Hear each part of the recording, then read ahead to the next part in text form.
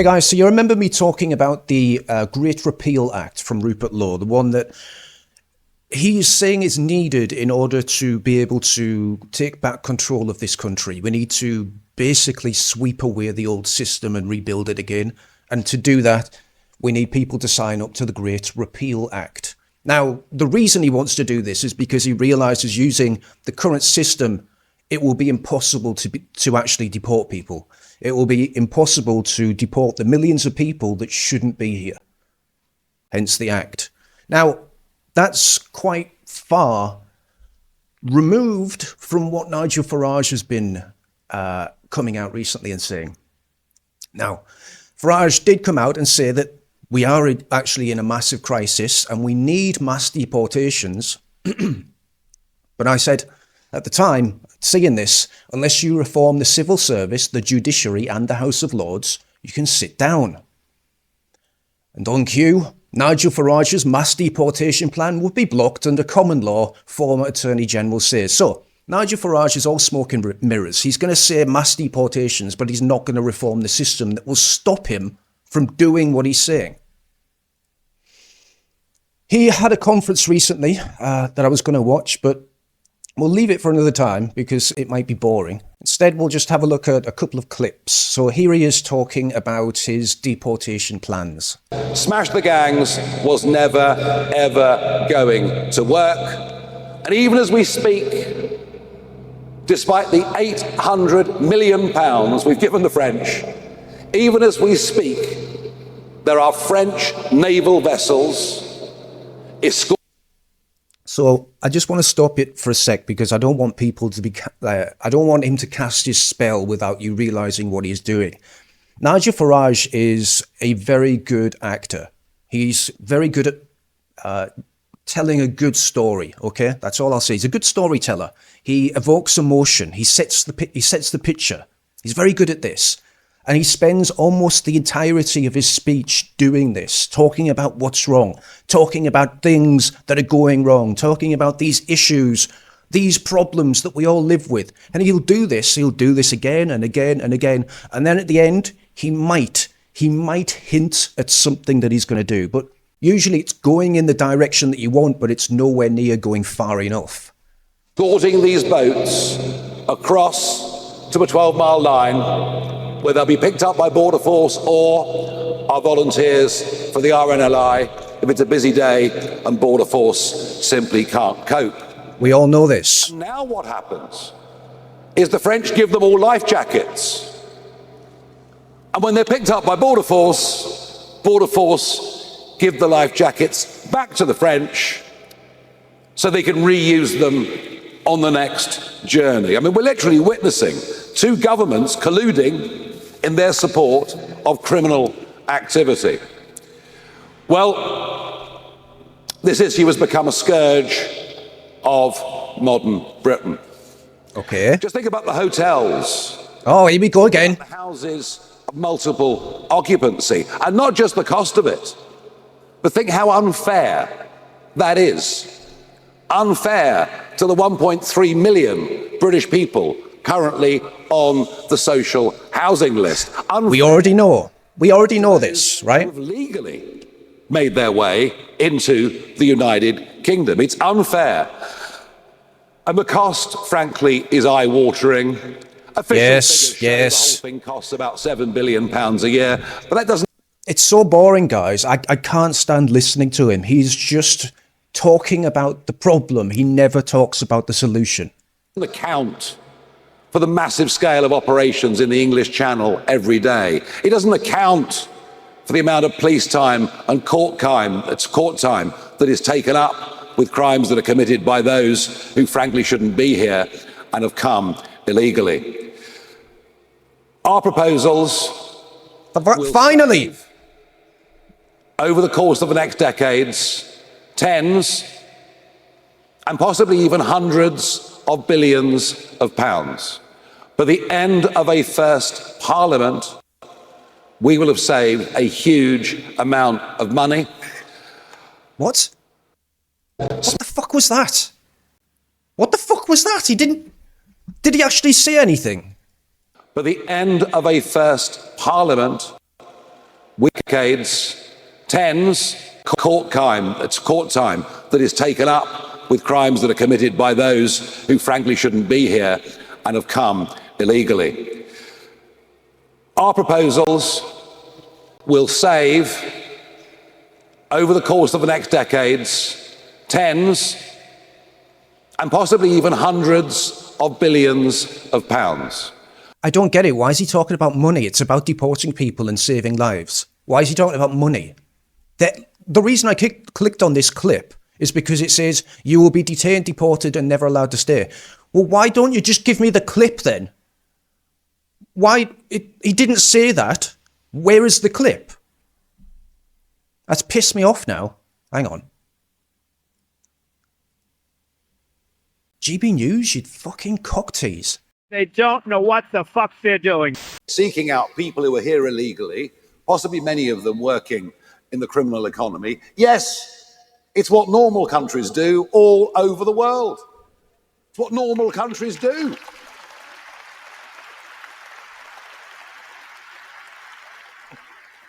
I mean, what sane country? What sane country would allow undocumented young males to break into its country, to put them up in hotels? They even get dental care. How about that? Most people can't get an NHS dentist. This is not what normal countries do. We are talking about normality. Will Border Force be seeking out people who are here illegally, possibly many of them working in the criminal economy? Yes, it's what normal countries do all over the world. We launch Operation Restoring Justice. And as far as the people of this country is concerned, frankly, these measures can't come soon enough. As you know, we've been running over the course of the last 6 weeks our very successful crime campaign. It's seen us rise further in the polls. It's seen great new recruits, Vanessa Frake and Colin Sutton, joining our party. And today is the last instalment of that campaign ahead of our party conference in Birmingham on the 5th and 6th of September. Today we're going to talk about illegal immigration, in particular the boat crossings, but there's more, of course, to the story than that, and perhaps it's appropriate that we're here this morning after yesterday, the scenes in Dover that took place as 650 people arrived. 650 people yesterday arrived into Dover, and last I heard this morning, there are many more boats on the way today. That will take us up to about 52,000 people since this Prime Minister and this government came into power. The mood in the country around this issue is a mix between total despair and rising anger. And I would say this, that without action, without somehow the contract between the government and the people being renewed, without some trust coming back, then I fear deeply that anger will grow. In fact, I think there is now, as a result of this, a genuine threat to public order, and that is the very last thing that we want. And I've been saying, of course, for a long time, that it's a growing threat to our national security. And we've seen just recently some arrests made of people that came by boat. Where does he actually say stuff? Suspected of being involved in some form of terrorism. Huge numbers of undocumented young males who throw their passports and iPhone into the English Channel when they get to the 12-mile line, something that I've been out and filmed. These huge numbers of people do constitute a threat. And I suppose the growing anger in the country over the course of the last few weeks is a cultural one, in the sense that many of these young men come from countries in which women... We know! We already know! Class citizens... What's your solution? Frankly, the public have now just had enough. And what began as a protest of mothers and concerned citizens outside the Bell Hotel in Epping has now spread right across the country. And all of it really poses one big fundamental question.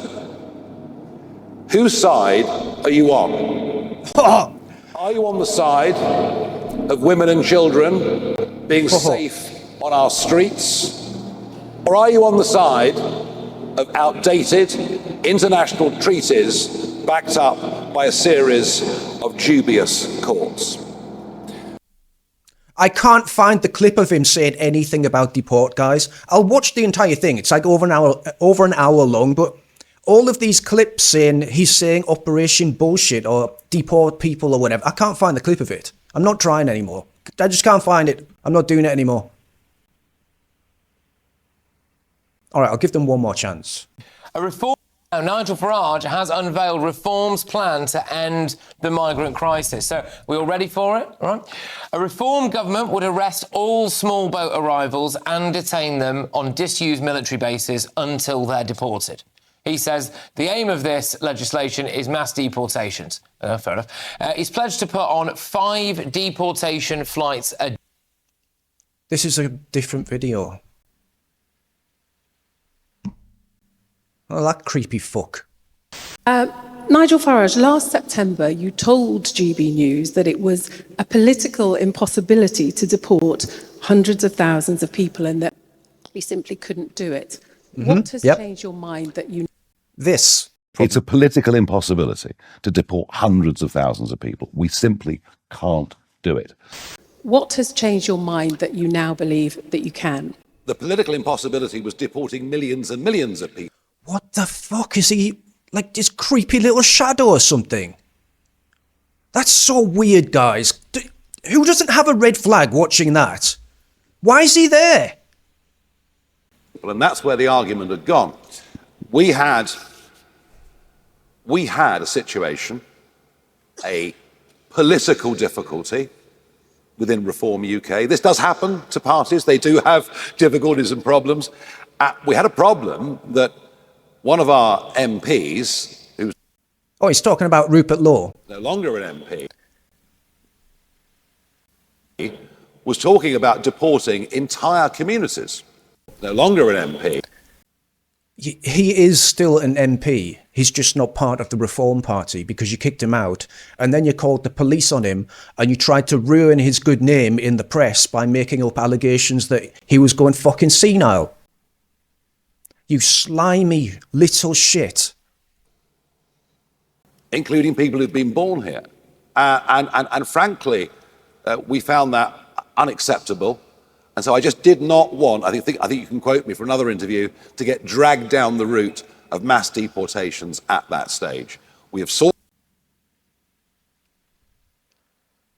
At that stage, what do you mean? So until you knew it was incredibly popular, you weren't interested in doing it. And by the way, from the sounds of it, right, if I can find it again, from the sounds of it, this sounds like shit. Compared to what needs to happen to this country, this looks like garbage. Anyway, let's go. Sorted out that political internal difficulty that we had. And since that time, the work has been done on a credible plan so that we can deport hundreds of thousands of people over the 5 years of a Reform government. Thank you. Harry Horton. Okay, so he agreed with her, admitted that he did say that, and now he has a plan in place to deport hundreds of thousands of people. Needs to be millions of people. So he wants to deport the illegal migrants, from what I understand, has been said. And again, it's really hard finding actual evidence of whatever this shit is. So if someone can find them, put links down below. But apparently he said that he's going to deport the illegal migrants that are here or will come here. He was pretty vague about that. Within 5 years. Illegal migrants. How many of those will be illegal in 5 years' time? I'm worried that they're just going to get visas instead. It's way easier just to give them a visa. So Rupert Law after being attacked like that, once again by Nigel Farage, claiming that Rupert Law is too right-wing, he had a response. Farage has just attacked me for backing mass deportations. And it's important because Farage has attacked Rupert Law for saying this. Let me be clear about what happened. What he's referring to is my support for removing dual nationals who were aware that their husband, brother, uncle, son was raping vulnerable young white girls on an industrial scale. If they knew and did nothing, then yes, they should be removed from the country. I make absolutely no apologies for stating that. I do not want such evil walking our streets. Deport them all. Nigel has a problem with this. If that results in entire communities being deported, then that is what must happen. Obviously, the number is irrelevant. Anyone who knew and did nothing must go. If a Pakistani woman knew that her husband was raping young white girls, facilitating it, then yes, she should go back to Pakistan with her husband. It's shocking that Farage doesn't agree. I agree. At a reform event in Essex, Farage even removed the line mass deportation from my speech. He later told The Telegraph he thought it was a very grave, dark and dangerous use of language. Fuck off. Fuck off, mate. What's changed? In the same speech, he instructed me to remove a reference to deporting these complicit foreign nationals. I refused, and I'm glad that I did. He says millions can't go. I disagree. Awesome. My position is clear, and it's the one British people agree with. Mass deportation of every single illegal migrant, abolish the entire asylum system, review all refugee claims given to illegal arrivals, with deportation the default. And actually, the biggest problem of them all, legal immigration. Based, man, based. A large number of legal migrants who have failed to uphold their end of the deal need to go home too. Not working, not contributing, not integrating, not even speaking English, then go home. From what I can see, Reform's plan is nowhere near enough, not even deporting illegals. It's just not enough. It's weak. They all must go. Not some, all. Farage was also questioned why my plan would cost more than his. His response, Zaya is really good at maths. Oh, that's so creepy. That's so creepy. Why?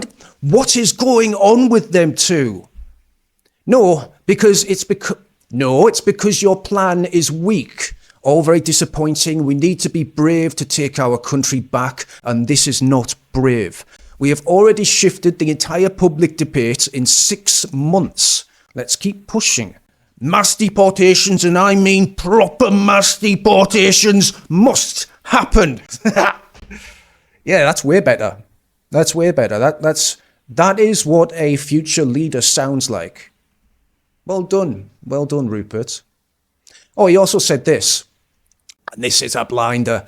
He wants to boost the British birth rate.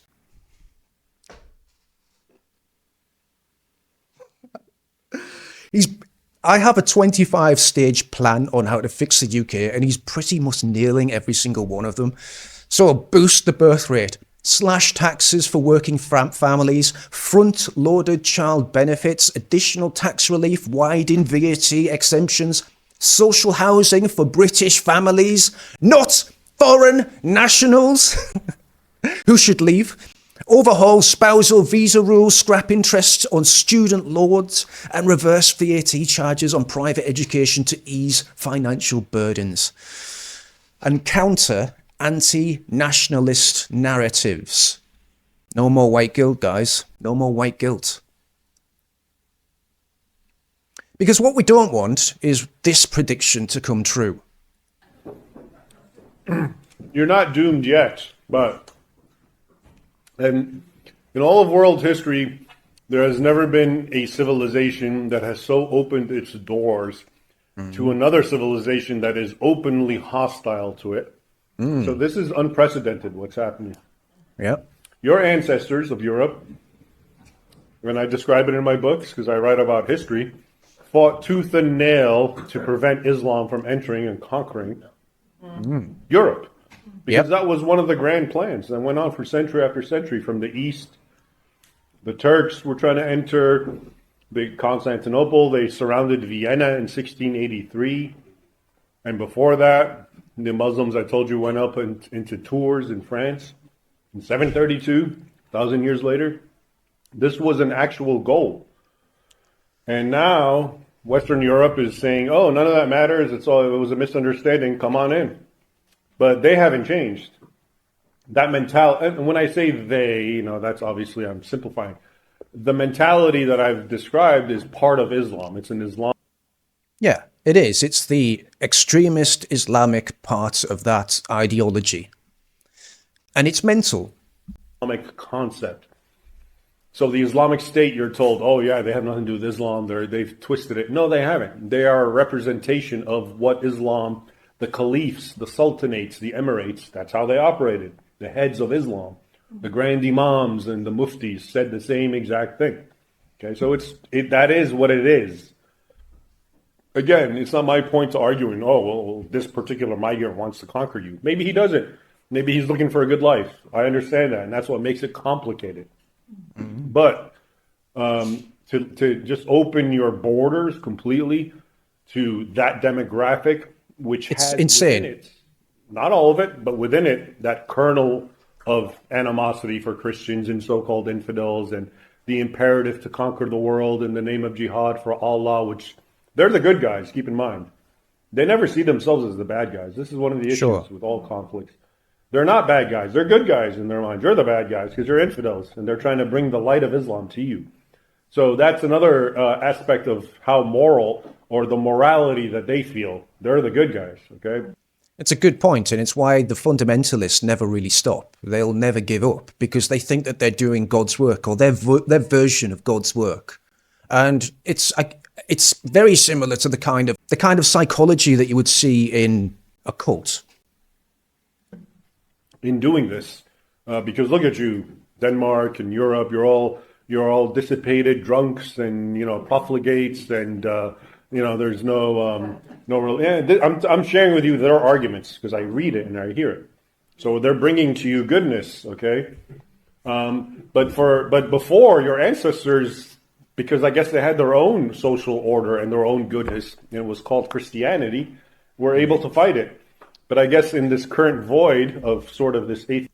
Yeah, and we let the crazy Karens take control of things, and the weird kinky freaks as well. We let them go a little bit too far, and we started listening to the wrong people and putting our faith in the wrong people and the wrong institutions, and all of that combined together meant that the moral fabric of our civilization no longer had any kind of structure in which it could teach people, because everyone was inclusive and all of their values were inclusive. So therefore, no one had any values anymore. And we invited the devil in through the door. Atheistic climate, anything goes, and who's to say they're wrong? Maybe they're right, etc., etc. And now you have what's happening. So it's a very unprecedented experience. A lot of people talk about the Roman Empire, this sort of thing happened, but it didn't, and we can get into that. It was actually, they were still cognizant of trying to maintain their own social, cultural mores, Rome. And it fell to the Goths and the Germanic peoples. That's a good point. I don't think Rome, the demise of Rome coincided with them also denigrating their own flag and their own culture and their own history and trying to destroy it. I think it's what's happening to Europe, Britain, and what probably would have continued to happen in America is on a different scale. It's not just that the people are disappearing, but their history, their culture, and every last trace of them is disappearing too. And I'm just saying, some people use this analogy, but in this case, this is completely your doing. Not you, but it's Europe's doing. Okay, you're bringing a hostile force that's openly hostile. And lo and behold, when I look where Muslims are, I see chaos and violence and criminality and rape and grooming in England. Okay, that's facilitated by traitors. That's what always happened under Islam. Okay, so is there a hope? I think so. I hope so. In time, But it's so bad that it even had to get to this point. You know, it's such an abnegation and betrayal of your own heritage, of these men and women who fought and died to preserve your way of life against an open, hostile force, and now they're being welcomed in, and why not? It's like It's a hard watch, right, guys? Pretty hard watch, this one. so I guess so. It's a matter of time. So where's the hope? Yeah, excuse me. So where's the hope? You say there is The hope is to wake up. Yes. Wake up and see what reality and what I'm talking about, and understand the history and the doctrine of Islam and what Islam is all about. Islam is unequivocally hostile. Wake up. Now, it doesn't necessarily mean that you have to be a Muslim to be part of the problem or to be part of the solution that we need to wake up to, the thing that people need to start seeing for what it is. You can actually just hate the country and the people. I mean, that's one way of doing it. Like Narinder Kaur, for example, who, remember, she said this about the English. You remember that? Until next time, I'll remind you again, don't worry. Anyway, so she said that, and now she's came out with something else that I think sums up her character. We all know who Lucy Connolly is, right? Lucy Connolly was a woman that was arrested and sent to prison for 3 years for making a spicy tweet. Upon being released, Narinder Kaur watched an interview with her on Dan Wootton. And for some reason, she said that she had reported the Lucy Connolly interview with Dan Wootton to the police. I'm guessing she said something that she didn't agree with. People then mentioned that that might actually breach her release conditions or something, to which Narinder, being the cackling witch that she is, said, "You can be recalled to prison," she's quoting what the person said, "you can be recalled to prison if you breach the conditions of release." And Narinder went, "I will laugh my head off if I'm the reason Lucy Connolly ends back in prison." This woman wants to see another woman get stripped away from her child and sent back in prison for what is essentially her speech. While she says this. Stop that. All right, guys, look, ultimately, I think we just need to wake up. We need to wake up to the reality of the situation and the tactics that they're using. Now, for a long time, they've used words to shut you up. And now that the words are no longer working, they're trying to figure out how they can use laws to shut you up. The laws are a little bit more difficult to get past, but hopefully some help from America might help with that. I don't know. We'll see how that plays out. But the choice is very simple. Do you get called names and not solve the problem? Or do you get called names and solve the problem? See you later.